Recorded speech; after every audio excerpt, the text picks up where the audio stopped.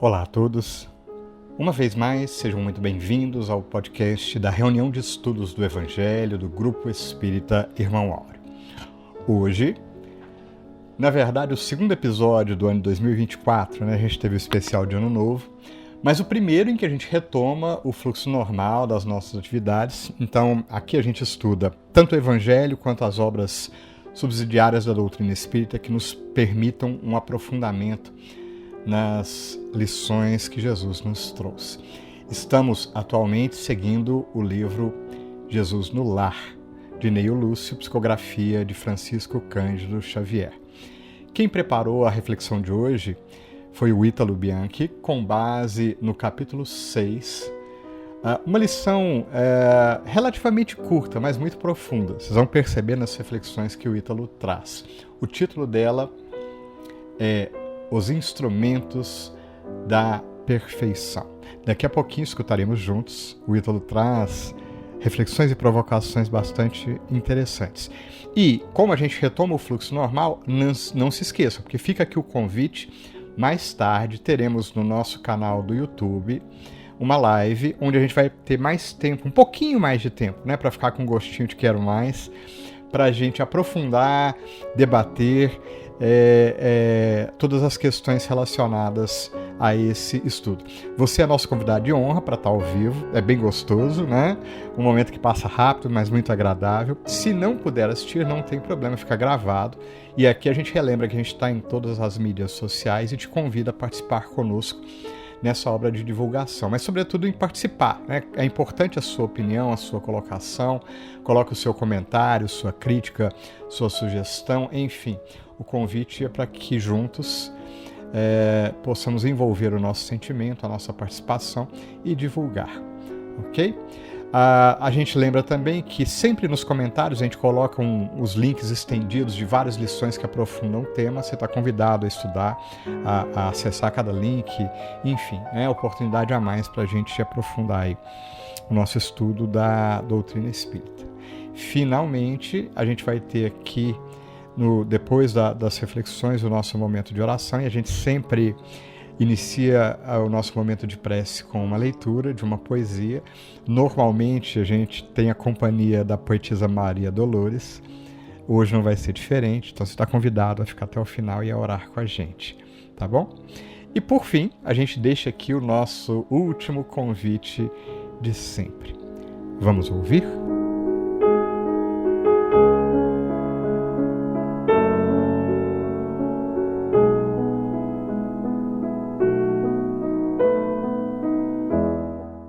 Olá pessoal, com as bênçãos divinas, hoje retomaremos nossas reflexões em torno das lições que recebemos no estudo do Evangelho, da doutrina espírita e outras ciências que vêm nos completando o conhecimento que norteia nossos esforços no caminho do progresso. Assim, hoje, abordaremos a lição 6, Os Instrumentos da Perfeição, de Neio Lúcio, impressa no livro Jesus no Lar. Esse capítulo trata de um diálogo entre Jesus e Simão Pedro.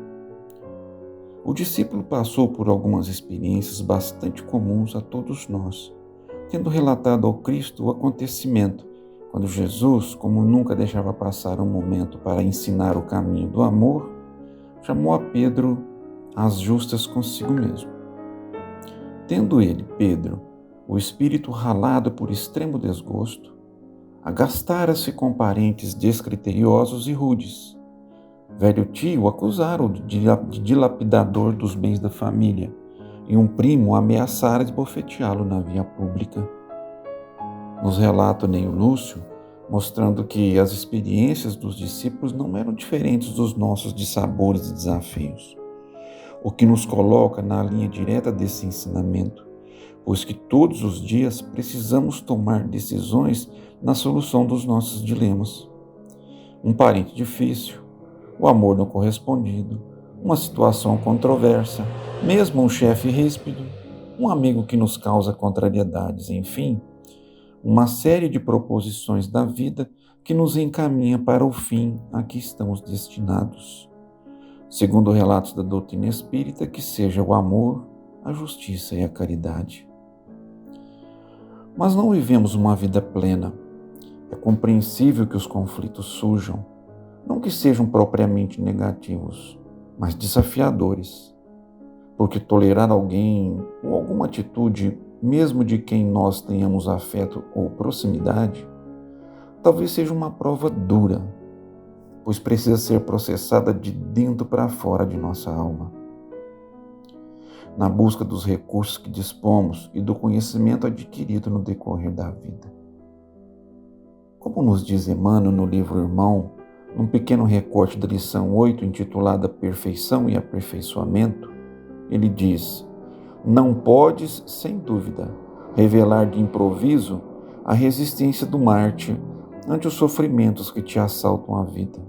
No entanto, é justo te consagres em favor de ti mesmo ao culto da disciplina.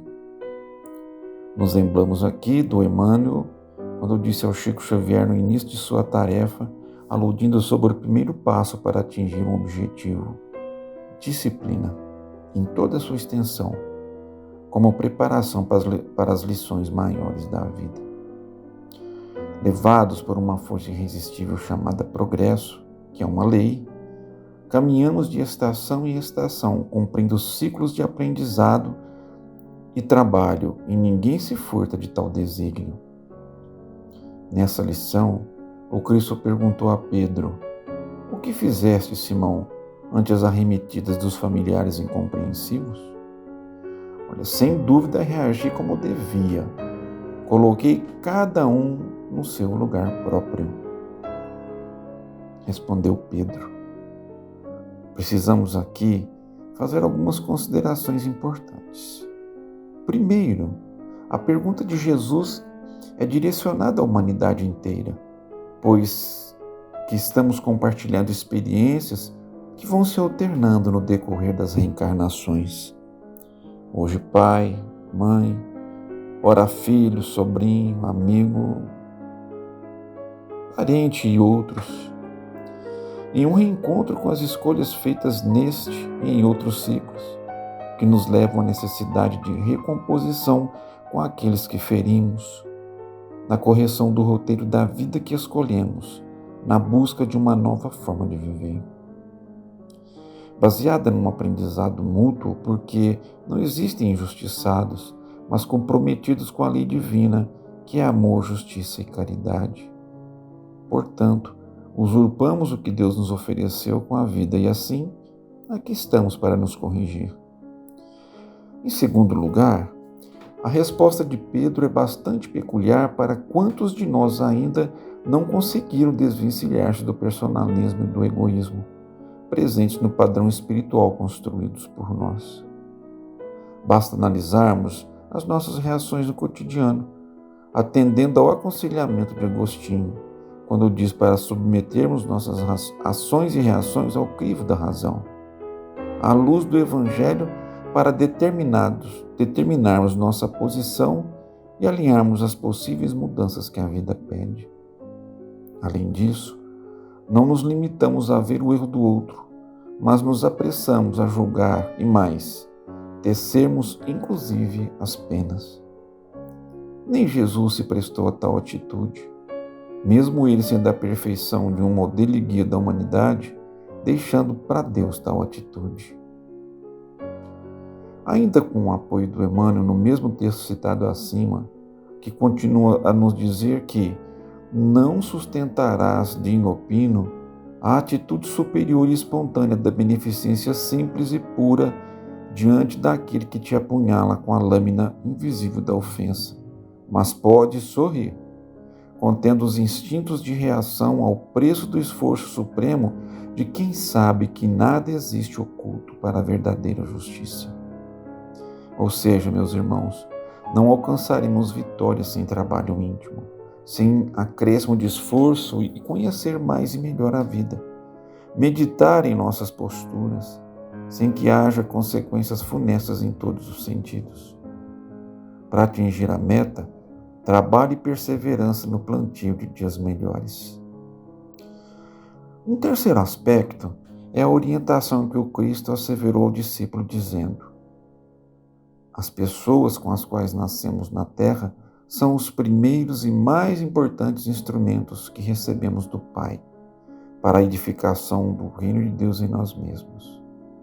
Quando falhamos no aproveitamento deles, que constituem elementos de nossa melhoria, é quase impossível triunfar com recursos alheios, porque o Pai nos concede os problemas da vida de acordo com a nossa capacidade de lhes dar solução. Com essas pérolas tão distintas, meus queridos, entendemos então o quão é importante o entrelaçamento familiar com assertividade e bom senso, mesmo que nossos relacionamentos não sejam tão exemplares, mas precisa existir o espírito de serviço e até mesmo de renúncia, se assim houver necessidade, para o aproveitamento do tempo juntos. Se estamos compartilhando a estrada e as experiências, é porque a sabedoria divina assim nos propõe, com planejamento e propósitos. Nossa recomposição com a lei, já dito antes, mesmo que o outro não aproveite o ensejo. O que se dispõe ao esforço terá todo o apoio necessário à vitória sobre si mesmo, mas não nos esqueçamos.